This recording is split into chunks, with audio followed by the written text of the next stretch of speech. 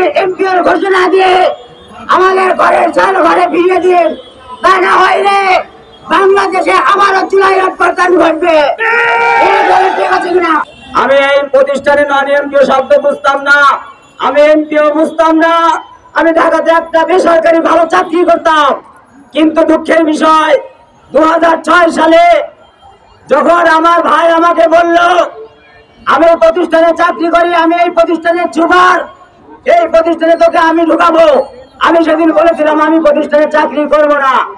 আমার ভাই বলেছিল অল্প দিনের মধ্যে এমপি হয়ে যাবে। আমি সেদিন ঢাকাতে কোরিয়ান কোম্পানিতে চাকরি করতাম, আমার সেই চাকরি আত্মহত্যা দিয়ে আমি সেদিন সেই প্রতিষ্ঠানে জয়েন করি 2006 সালে। আমি 1996 সালে এসএসসি পাস করেছি। আমার ছেলে বেসরকারি ইঞ্জিনিয়ারিং কলেজে ইঞ্জিনিয়ারিং করছে। আমি এই সরকারকে জানাতে চাই, কেন আপনি আমার এই শিক্ষা প্রতিষ্ঠানকে স্বীকৃতি দিলেন? আপনি কেন পাঠদানের অনুমতি দিলেন? কেন এই শিক্ষকদেরকে স্বপ্ন দেখিয়ে আজকে তাদের বেতন না দিয়ে তাদের কাছকে রাস্তায় দাঁড় করিয়েছেন? আমি এই শিক্ষা সংশ্লিষ্ট সকলকে জানাতে চাই, এই সকল অধিকার আপনার নাই।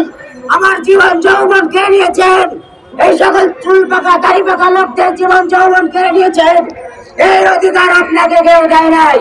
তাহলে আমি সকলকে বলতে চাই, এই সব পেশার সাথে যারা সংশ্লিষ্ট আছেন আমাদেরকে অনিত বিলম্বে আমাদের এমপিওর ঘোষণা দিয়ে আমাদের ঘরের চাল ঘরে ফিরিয়ে দিয়ে তা না হইলে বাংলাদেশে আবারও চুলাই অভ্যর্থন ঘটবে। ঠিক আছে কিনা?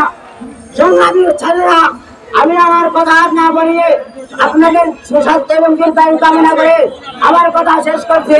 আসসালামু আলাইকুম ওয়া রাহমাতুল্লাহ।